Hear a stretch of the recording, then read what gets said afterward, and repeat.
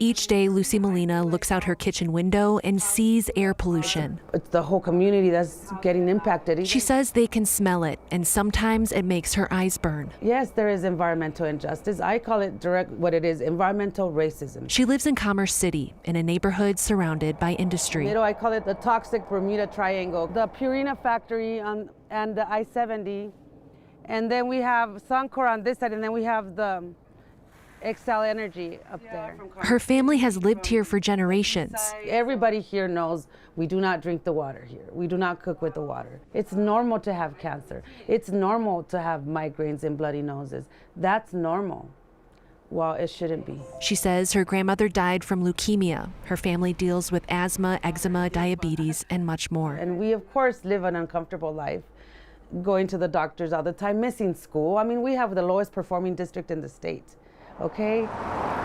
She believes it's all linked to pollution coming from industries, and she's not the only one. One of the highlight recommendations is an equity and cumulative pollution analysis of communities, so that we have a better understanding of all the various inputs that are leading to public health outcomes that are not good for our communities. Ian Thomas Tafoya is the co-chair of the Environmental Justice Action Task Force. He's also running to be Denver's next mayor. He says after 11 months, they've submitted their final recommendations to the state legislature. To take on legacy pollution, to talk about better outcomes for people's public health, and to talk about more resources reaching the communities that have been hardest hit by toxic legacy pollution. Meanwhile, Molina says she's not waiting for change, empowering her community to keep fighting for their health. And I'm ready to fight for my community and my children. We reached out to Suncor, Nestle Purina, and Excel Energy. Suncor says its air monitoring found concentrations of compounds would not cause adverse health effects.